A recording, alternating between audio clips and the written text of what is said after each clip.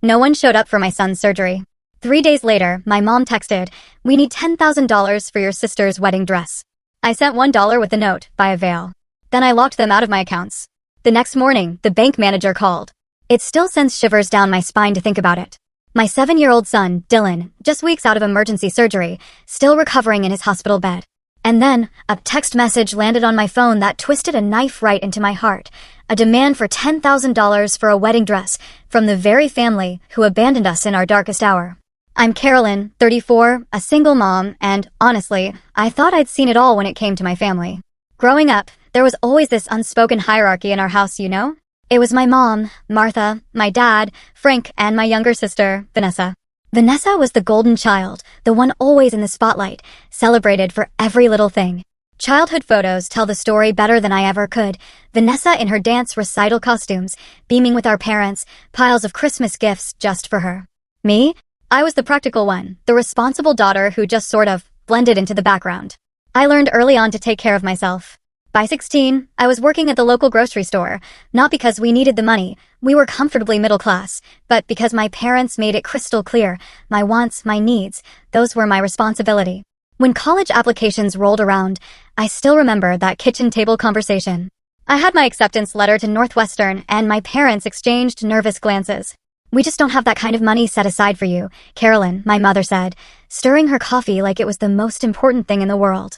"We always figured you'd get scholarships or go somewhere less expensive." What she didn't say, but what I knew deep down, was that they were saving every penny for Vanessa, who was 2 years behind me. So, I took out student loans. I worked 30 hours a week while going to school, and I graduated with a business degree. Meanwhile, Vanessa flitted between 3 different universities over 6 years, changing majors constantly, and our parents covered every single cent. My first job out of college at 22 was as a bank teller. I was so eager to build my career, to chip away at those student loans. I rented a tiny studio, packed my lunches every day. I called my parents once, bursting with excitement, to tell them I'd gotten my first promotion to personal banking associate. But the conversation was cut short because they were helping Vanessa move into yet another new apartment after she dropped out of college again. It was a pattern that just kept repeating. At 25, I met Brian. He was charming, ambitious, and for a while, he seemed to appreciate my practical nature. We married after 8 months in a small ceremony that my parents actually complained about. We always imagined giving one of our daughters a proper wedding, my mother sighed, even though they contributed absolutely nothing to the costs. Brian and I both worked hard. Within 2 years, I was pregnant with Dylan, and I even landed my biggest promotion yet during my pregnancy, financial advisor at a prestigious firm in Chicago. Brian seemed supportive at first.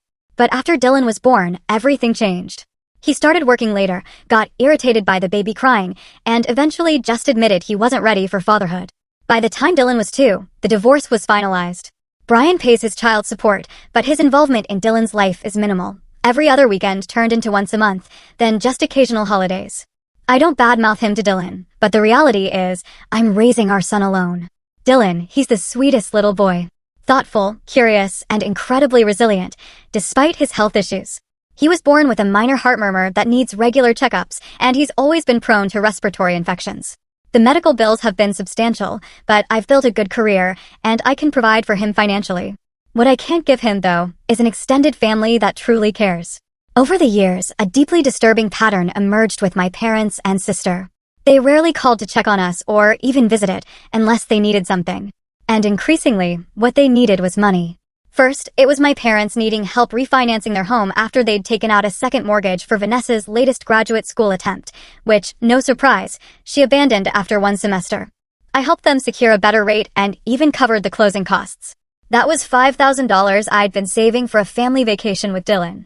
Then came Vanessa's credit card debt, $12,000 she'd racked up on clothes and weekend trips. My parents called me in a panic, saying Vanessa was crying every night, terrified of debt collectors. I created a payment plan for her and covered the first 4 months of payments just to get her back on track. Each time, I got these almost abusive thanks and promises that things would be different. Each time, months would pass with no contact until the next crisis emerged. Meanwhile, whenever I'd mention Dylan's school achievements or health concerns, I'd get these distracted responses, or they'd quickly change the subject. "Your sister is just going through a difficult time right now," my mother would say whenever I expressed even a hint of frustration at the one-sided relationship. Family helps family. "You're just better with money, Carolyn. It's always come easy to you." Easy? Nothing about my financial stability came easy. I worked 60-hour weeks while raising a child alone. I budgeted every single dollar. I sacrificed vacations, new clothes, dinners out, all to build security for Dylan and myself. But in my family's narrative, I was simply lucky, or naturally good with money, as if my success had just fallen from the sky rather than being earned through years of discipline and sheer hard work. This was the family dynamic I had reluctantly accepted, the responsible daughter who would always be expected to rescue everyone else while receiving minimal emotional support in return. I had tried to set boundaries over the years, but nothing, absolutely nothing, could have prepared me for what happened after Dylan's surgery. Last Wednesday started like any ordinary school day. I was in the kitchen, making Dylan's lunch, turkey sandwich, crusts cut off, apple slices, a small cookie, when he walked in, clutching his stomach. "Mommy, my tummy really hurts," he said, his face pale and pinched with pain. At first, I thought maybe it was a stomach bug. There'd been one going around his second-grade class. I felt his forehead, no fever, gave him some water. But within 20 minutes, he was curled up on the couch, crying, saying the pain was getting worse, now concentrated on his right side. Alarm bells exploded in my head. Right side abdominal pain, appendicitis. I didn't hesitate. I called my boss to let her know I had a family emergency, scooped up Dylan, and drove straight to the ER. The triage nurse took one look at Dylan and immediately brought us back. Within an hour, a doctor confirmed my fears, acute appendicitis.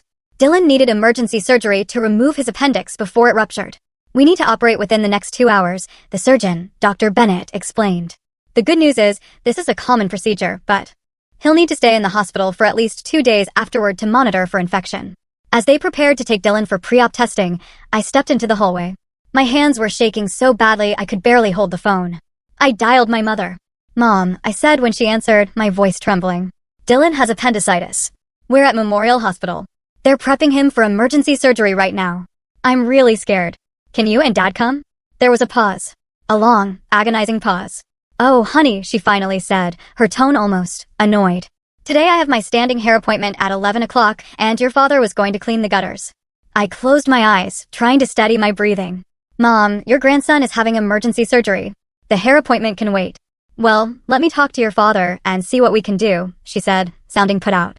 "What time is the surgery?" "They said within the next 2 hours. Please hurry. We'll see what we can do, Caroline. Don't be so dramatic.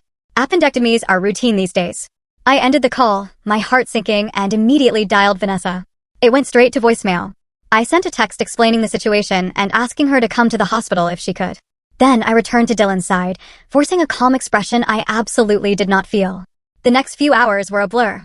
Dylan was taken for surgery, and I was directed to a waiting area. I sat there, utterly alone, watching other families support each other in groups, husbands comforting wives, grandparents distracting siblings with games and snacks. And there I was, checking my phone every 5 minutes, desperately hoping for some response from my family. After an hour, my mother texted, "Let us know when he's out of surgery. Your father has a backache today, so driving would be difficult." Nothing from Vanessa. A kind nurse named Janet noticed me sitting alone and brought me a cup of coffee. "Is someone coming to sit with you, Han?" she asked gently. I shook my head, not trusting myself to speak without crying. "Well, I'll check on you when I can," she promised, patting my shoulder. "The surgical team for appendectomies is excellent here. Your little boy is in good hands." 2 hours later, Dr. Bennett found me. "The surgery went perfectly," he said with a reassuring smile. "We caught it before it ruptured. Dylan is in recovery now, and you can see him in about 20 minutes. The relief was overwhelming. I thanked him profusely, then immediately texted my parents and Vanessa with the good news. My mother responded with a thumbs-up emoji. My father sent, "Great news. Tell the little guy we love him." Vanessa finally responded an hour later. "Glad he's okay." Not one of them asked if I needed anything. Not one of them asked if they could visit. Dylan was groggy when I first saw him in recovery. His small body looked so vulnerable in that hospital bed, connected to IVs and monitoring equipment. When his eyes fluttered open and he weakly said, "Mommy," I nearly broke down. "I'm right here, sweetheart," I assured him, holding his tiny hand. "The doctor fixed your tummy. You were so brave." He looked around the room, his eyes searching. "Is Grandma here? Or Grandpa?" I swallowed hard, a lump forming in my throat. "Not right now, buddy. They sent their love, though. They're so proud of how brave you've been." "Will they come tomorrow?" he asked before drifting back to sleep. "Maybe," I said, though I already knew the answer. The next 2 days were utterly exhausting. I slept in a recliner next to Dylan's bed, waking whenever he did. I worked remotely on my laptop during his naps, trying to keep up with my most urgent client matters. The hospital Wi-Fi was spotty, and I had to step into the hallway for client calls, constantly worrying about being away from Dylan, even for 15 minutes. I sent regular updates to my family with photos of Dylan's recovery. Their responses grew briefer. My mother asked if I'd be able to join them for Sunday dinner that weekend. Vanessa sent a meme about hospitals. My father didn't respond at all. No one visited. No flowers arrived. No offers to bring food or to sit with Dylan so I could shower or get some fresh air. By Friday afternoon, when Dylan was discharged, my resentment had hardened into something cold and solid in my chest. As I helped my son carefully into the car, mindful of his incision site, I made a silent promise to myself something would have to change. At home, I settled Dylan on the couch with his favorite stuffed dinosaur and a Disney movie. I ordered pizza for dinner, a special treat, and sat beside him, stroking his hair as he dozed off and on, still weak from the surgery and medication. "Mommy," he asked during a quiet moment, his voice small, "are Grandma and Grandpa mad at me?" "No, sweetie," I said, my heart breaking into a million pieces. "Why would you think that?" "Because they didn't come see me in the hospital." Mason's grandparents brought him a teddy bear when he broke his arm. I took a deep breath. "Grandma and Grandpa love you very much. They've just been very busy. It's not your fault at all." He seemed to accept this, but I saw the hurt in his eyes. At 7 years old, he was already learning a painful lesson about our family's priorities. That night, after Dylan was finally asleep in his bed, I allowed myself to cry for the first time since this whole ordeal began. I cried for my son, who deserved so much more support than he received. I cried for myself, always giving and rarely receiving. And beneath the sadness was a simmering anger, a rage that would soon boil over in ways my family never, ever expected. Sunday morning dawned bright and clear. Dylan was recovering well at home, moving around more comfortably, even asking for pancakes for breakfast. His appetite returning was a good sign. As I mixed the batter, my phone chimed with a text. It was for my mother. "How is Dylan feeling?" It was the first time she had initiated contact since before the surgery. I texted back, "Much better, thanks. Eating well today and moving around more easily." I set the phone down and poured batter onto the griddle. Before the first pancake had even started to bubble, my phone chimed again. I glanced at the screen and nearly dropped the spatula. "Good to hear. Listen, we need to talk about something important. Vanessa is engaged. Tyler proposed last night. She needs $10,000 for her dream wedding dress. Vera Wang. Once-in-a-lifetime opportunity. The boutique is holding it, but needs a deposit by tomorrow. Can you transfer the money today? Family helps family." I stared at that message, reading it 3 times, my mind trying to make sense of the words. My son had just had emergency surgery. No one from my family had visited or offered any meaningful support. And now, 3 days later, they wanted $10,000 for a wedding dress. I flipped the pancake, which had now burned on one side, and tried to compose myself. My first instinct was to fire back an angry message, but Dylan was sitting at the kitchen island, watching me with curious eyes. "Is that Grandma?" he asked hopefully. "Yes, buddy." She says hi. The lie tasted bitter in my mouth. "Your pancake is almost ready." I decided not to respond immediately. I served Dylan his breakfast, made sure he took his medication, and settled him in the living room with Legos. Then I returned to my phone, which had accumulated 3 more messages. From Mom, "Did you see my text about Vanessa's dress? They need an answer today." From Dad, "Your mother told you about the dress. Vanessa found the one. $10,000. I know it sounds like a lot, but this is her special day. Call us." From Mom again, "The boutique closes at 5 today. You're the only one with money to spare. We wouldn't ask if it wasn't important." I sat down at the kitchen table, a cold feeling spreading through my chest. Money to spare? After paying thousands in medical bills that my insurance didn't fully cover? After taking unpaid time off work to care for my son? My phone rang. It was my father. "Carolyn," he said without preamble when I answered, "did you get your mother's messages about the dress?" "I did," I said carefully. "I'm a little surprised by the timing." "What does timing have to do with anything? Your sister is getting married. Tyler comes from money, and they're expecting a certain level of wedding. The dress is non-negotiable." "Dad," I pleaded, "Dylan just had surgery. I've been dealing with that alone. I have medical bills, and I've missed work. $10,000 for a dress is not something I can just pull out of thin air." He scoffed. "You work in finance. We know you make good money. This is not the time to be selfish. Vanessa never asks you for anything." I nearly choked at that blatant lie. "Dad, she has never once called to check on Dylan. Not once during his hospital stay. Did she even tell you he had surgery? We've all been busy. Tyler's parents are planning an engagement party, and there's been a lot to coordinate. This dress is a limited opportunity. Vanessa tried it on yesterday, and it's perfect. She deserves this." The conversation continued like this for several minutes. My father dismissed every single concern I raised, repeatedly emphasizing family obligation and Vanessa's once-in-a-lifetime event. After hanging up, I received a call from my mother. Then another text, this one with photos of Vanessa in what I assumed was the dress. A massive ball gown, intricate beading, a cathedral train. It looked like something straight out of a Disney movie. Impractical. Ostentatious. Then came the text that truly broke me. Thanks in advance. You're the best. Can't wait for you to see me walk down the aisle in this. Tyler's family is so impressed with it. I need your banking details to give to the boutique for the deposit. Love you. Not a single word about Dylan. Not even a pretense of concern for her nephew who had just undergone emergency surgery. I sat at my kitchen table, staring at the phone, and something inside me finally, irrevocably, shifted. It wasn't just anger anymore. It was clarity. I had been used by my family for years, treated as nothing more than a convenient ATM, and I had allowed it to happen.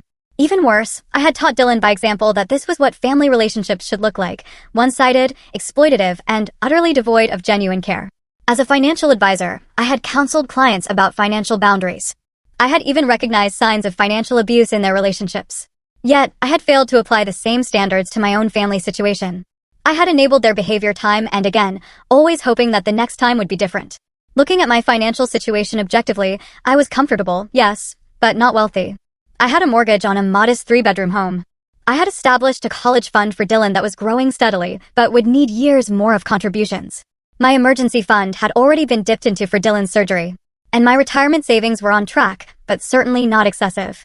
The $10,000 they were demanding would mean postponing necessary repairs to my home, reducing Dylan's extracurricular activities, or even withdrawing from my own retirement savings. All for a dress that would be worn once, for a sister who couldn't be bothered to visit her nephew in the hospital, or even ask meaningfully about his recovery. As I processed these thoughts, a final text came through from my mother. We know this is a big ask, but remember all we have done for you over the years. Family supports each other. Your sister would do the same for you. That was when I knew exactly what I needed to do. That afternoon, while Dylan napped, I sat down at my desk and opened my laptop. As a financial advisor, I had the skills and knowledge to handle this situation strategically, rather than emotionally, even though, believe me, I was feeling plenty of emotions. First, I reviewed my own accounts and any financial entanglements with my family. Years ago, when my father had a brief health scare, I had created a joint emergency account with my parents. I had initially deposited $5,000 and added small amounts over time, intending it to be there if they ever faced a genuine crisis. The account now held just over $8,000. Out of curiosity, I checked the transaction history. What I found stunned me. There had been dozens of small withdrawals over the past year, $200 here, $300 there, none of which had ever been discussed with me. The most recent withdrawal, just last week, while Dylan was in the hospital, had been for $600, with a memo line reading, advance for dress shopping. They had already been using this emergency fund for Vanessa's wedding expenses, without even telling me. My blood boiled, but I forced myself to think clearly. This wasn't the time for an emotional reaction. This was the time for setting firm boundaries. During my training as a financial advisor, I had attended a seminar on financial abuse and exploitation.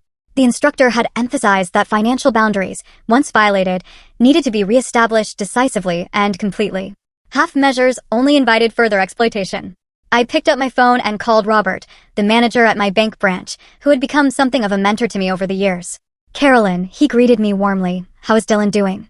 I heard about his appendix. At least someone had been paying attention to my family crisis. I updated him briefly on Dylan's recovery, then explained why I was calling. I need to make some changes to my accounts, particularly regarding authorized access.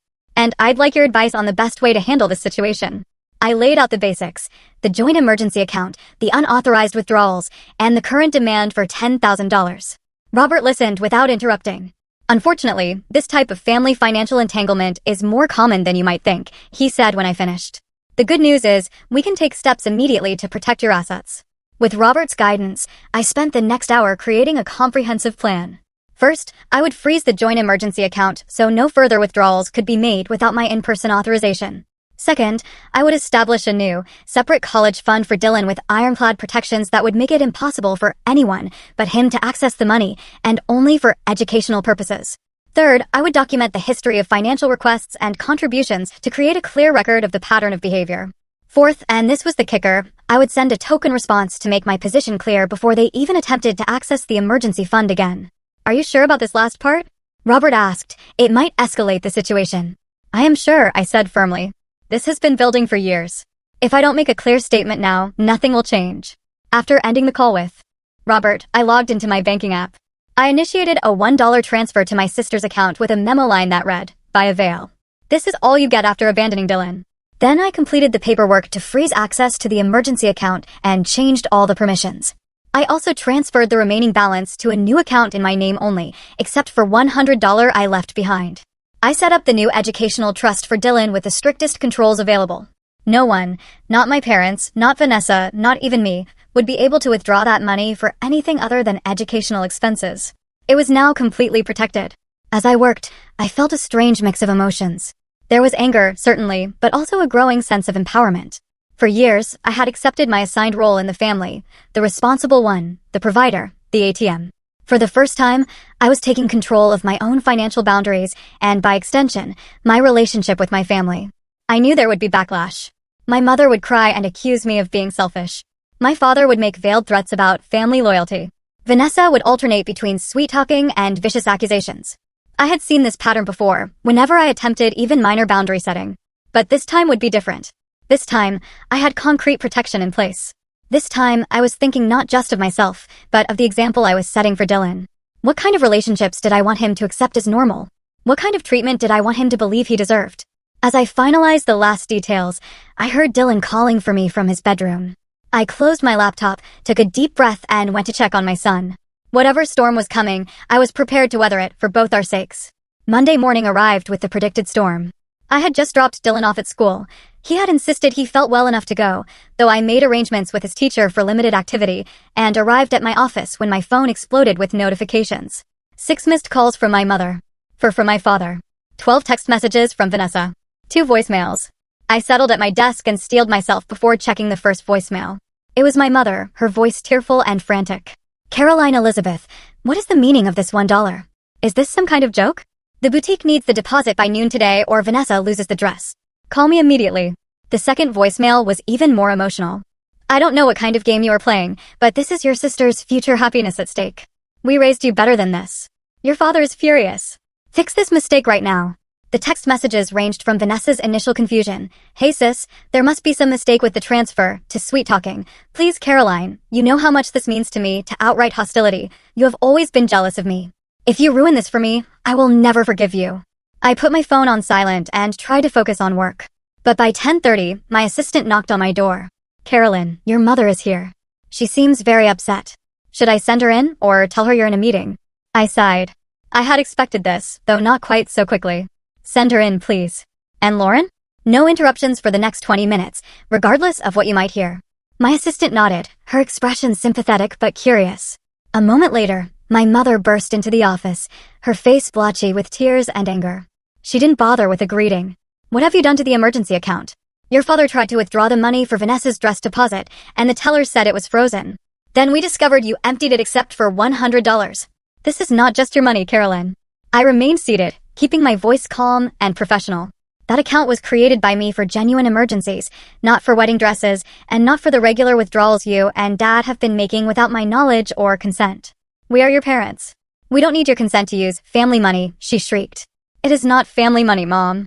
It is my money that I earned and set aside in case you or Dad had a health crisis or some other genuine emergency. Over the past year, you have withdrawn nearly $4,000 in small amounts without once mentioning it to me." She waved her hand dismissively. "Small expenses. Nothing worth bothering you about. But this dress is important, Caroline. The boutique will not hold it past noon. Vanessa is devastated.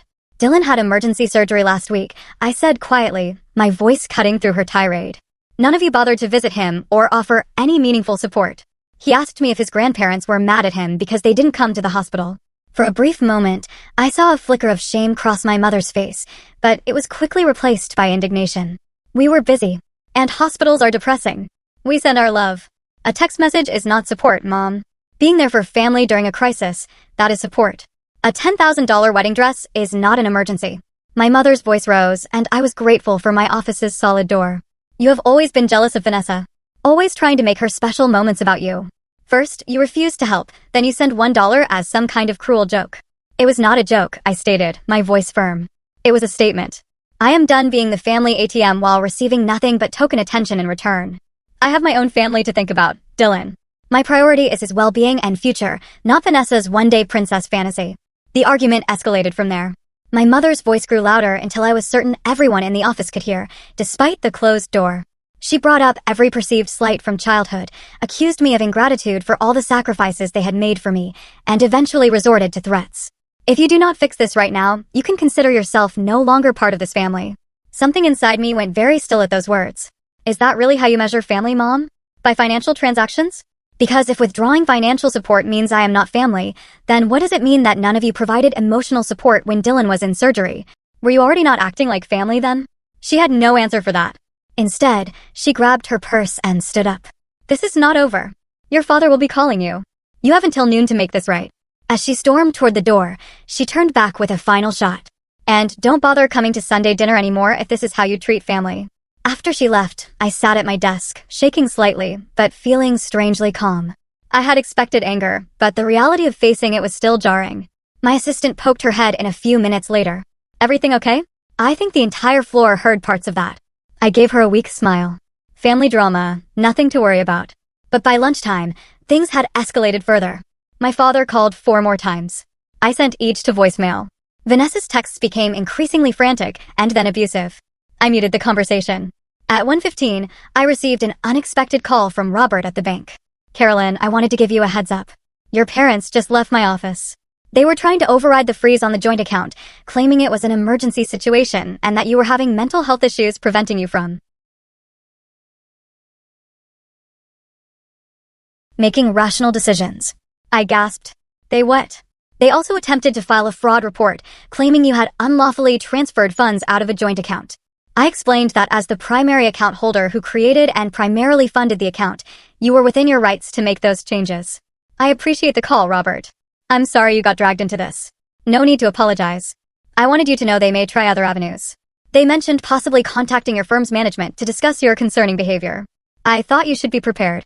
After thanking Robert again, I immediately went to my supervisor's office to explain the situation before my parents could call with false claims about my mental stability.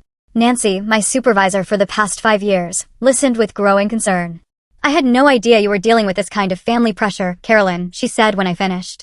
If they do call, I will handle it appropriately. And if you need any time off to deal with this situation, just let me know.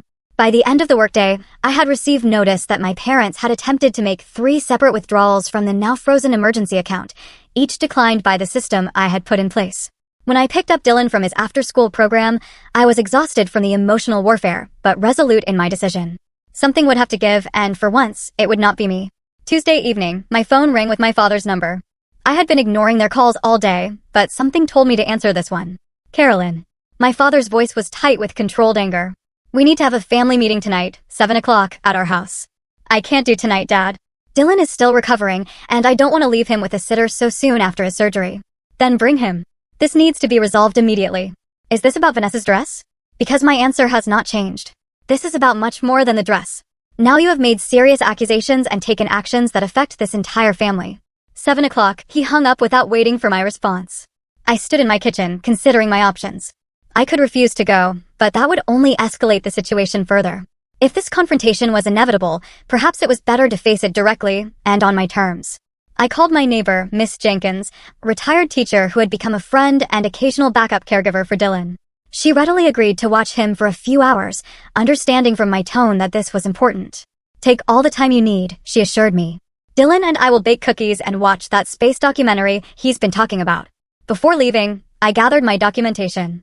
I had prepared a spreadsheet detailing every financial contribution I had made to my family over the past decade, totaling more than $50,000. Bank statements showing the unauthorized withdrawals from the emergency account, and copies of text messages showing the pattern of contact only when money was needed. Armed with evidence and resolve, I drove to my parents' house, the same split-level home where I had grown up. As I parked in the driveway, I noticed Vanessa's car already there, along with an unfamiliar luxury SUV that I guessed belonged to her fiancé, Tyler. My mother answered the door without a greeting, simply turning and walking toward the living room where the others waited. My father sat in his recliner, his position of authority during family discussions since my childhood.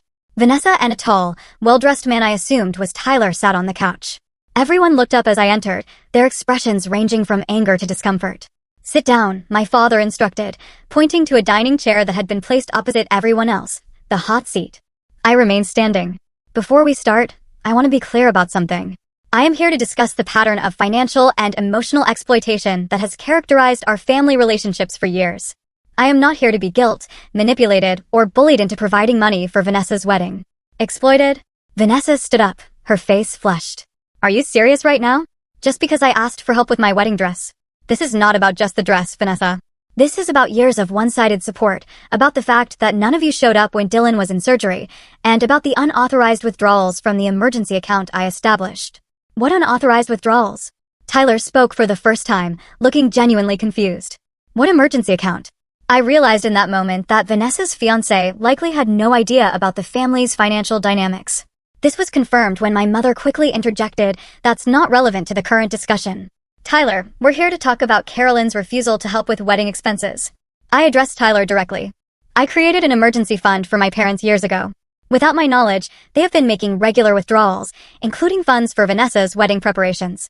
When I discovered this and froze the account, they tried to claim I was mentally unstable to the bank manager.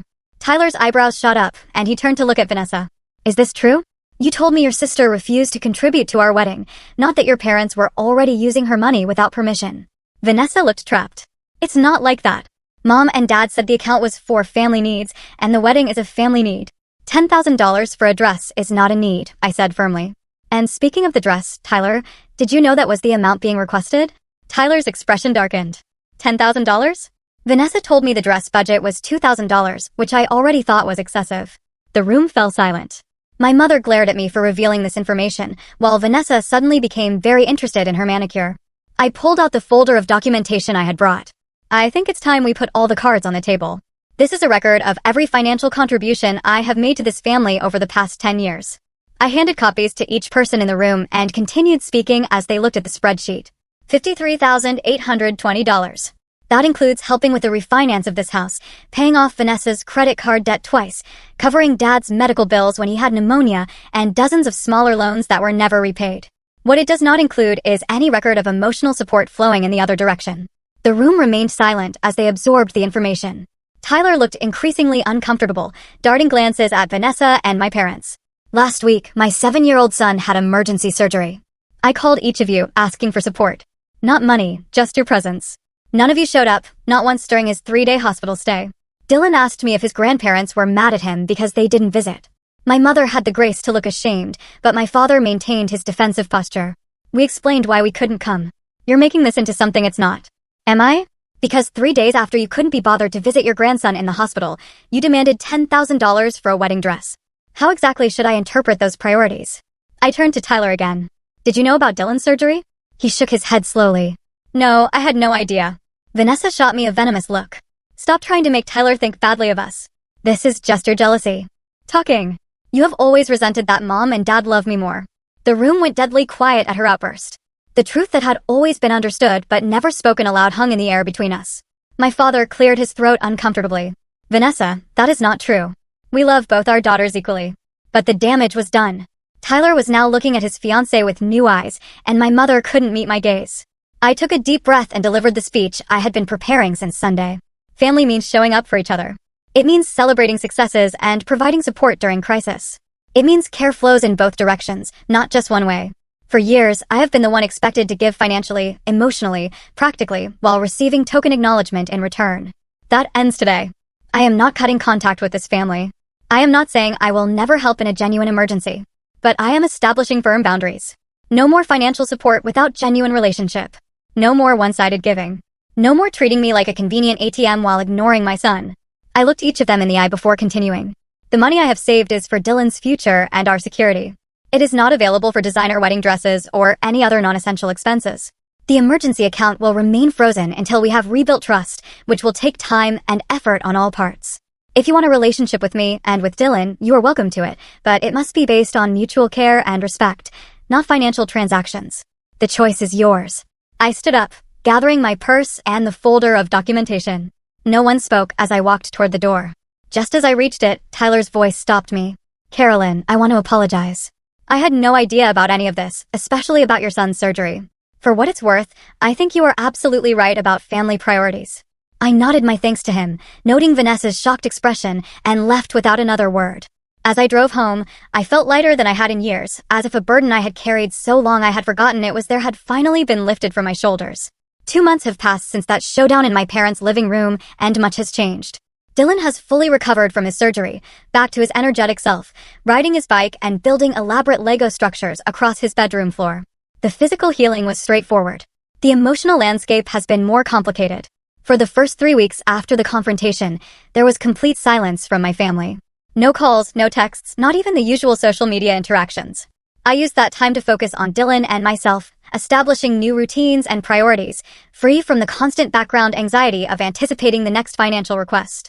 I started seeing a therapist, Dr. Morgan, who specializes in family dynamics and boundary setting. Our weekly sessions have helped me recognize patterns I had normalized for so long, the subtle manipulation techniques, the emotional withholding, the implied obligations that were never reciprocated. What you are describing is a classic family system with rigid roles, Dr. Morgan explained during an early session. You were assigned the role of provider and fixer, while your sister was given the role of being taken care of.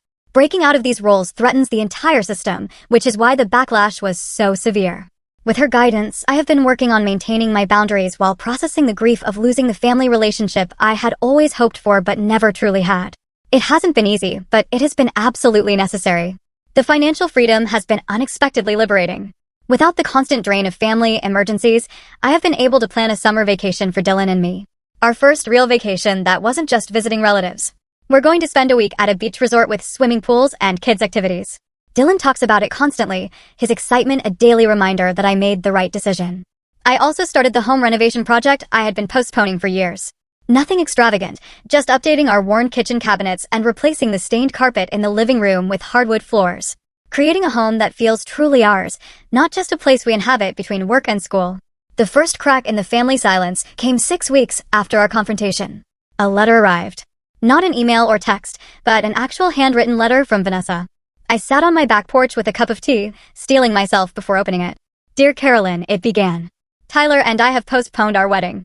After our family meeting, he had a lot of questions about our financial situation and expectations. We have been having long talks about priorities and values that have not always been comfortable. She went on to acknowledge, albeit somewhat grudgingly, that she had been oblivious to Dylan's surgery and health challenges. I realize I haven't been the kind of aunt I should have been, she wrote. I can't change the past, but I am trying to think more about how my choices affect others. It wasn't exactly a profound apology, but coming from Vanessa, it was significant. She closed by saying she wasn't asking for anything, just opening a door to possibly rebuild some kind of relationship in the future. I wrote back a brief, polite note, thanking her for the letter and expressing hope that her conversations with Tyler would lead to a stronger foundation for their marriage. I didn't rush to forgive or pretend everything was resolved, but I did leave the door open a crack. A week after that exchange, a birthday card arrived for Dylan from my parents. Inside was a gift certificate to a local toy store and a note saying they would like to take him out for ice cream sometime if that would be okay with me. No demands, no guilt trips, just a small olive branch. I showed it to Dylan, who was excited about both the gift card and the ice cream offer. Can I see Grandma and Grandpa? He asked, his eyes hopeful. We'll see, I told him. Maybe we can meet them for ice cream next weekend. Just for a little while. I am proceeding cautiously with these tentative reconnections. Dr. Morgan has helped me develop a framework for limited, controlled interactions that allow me to test whether real change is possible without exposing myself or Dylan to further harm. Meanwhile, I have been building a different kind of support system. My work friends have become more like real friends since I shared some of what I was going through. 2 colleagues and I now have a standing monthly dinner date where we take turns watching each other's children. Miss Jenkins from next door has become something of a surrogate grandmother to Dylan. She takes him gardening in her backyard and has been teaching him to bake. He proudly brought home chocolate chip cookies last week that they had made together, saving the biggest one for me. Dylan himself has shown remarkable resilience through all of this. Children are perceptive. He knew something was wrong with our family dynamics long before I explicitly addressed it. Recently, as I was tucking him in, he asked a question that caught me off guard. Mommy, is it okay not to give someone something, even if they really want it? I sat on the edge of his bed, considering how to respond. Yes, buddy. It's okay to say no, even to people you care about if what they're asking for is not right for you to give. Why do you ask? Joey at school wanted me to give him my new action figure, and he said, best friends always share everything. But I didn't want to give it to him because it was special to me. Was that okay? I hugged him close. That was absolutely okay, sweetheart. Real friendship is not about taking things from each other. It's about respecting each other and caring about each other's feelings. He nodded seriously. That's what I thought. I told Joey we could play with it together at recess, but it would stay my toy. He got mad at first, but then he was okay. In that moment, I realized my son was already learning the lesson it had taken me 34 years to grasp. Healthy relationships require boundaries. And love without respect? That's not really love at all. The journey ahead will not be easy. Family patterns do not change overnight, and there may be more confrontations and difficult conversations to come. But for the first time in my adult life, I feel free to define my own worth outside of my utility to others. I am building a life based on genuine connection rather than obligation, and showing Dylan what healthy relationships really look like. The money I once might have sent for Vanessa's wedding dress is now in Dylan's college fund. The emotional energy I once spent managing my family's crises is now invested in building a joyful life with my son and nurturing friendships that flow both ways. Sometimes, the most profound act of love is not giving people what they ask for, but showing them where the boundaries must stand. Money cannot buy family loyalty, but protecting your peace is truly priceless.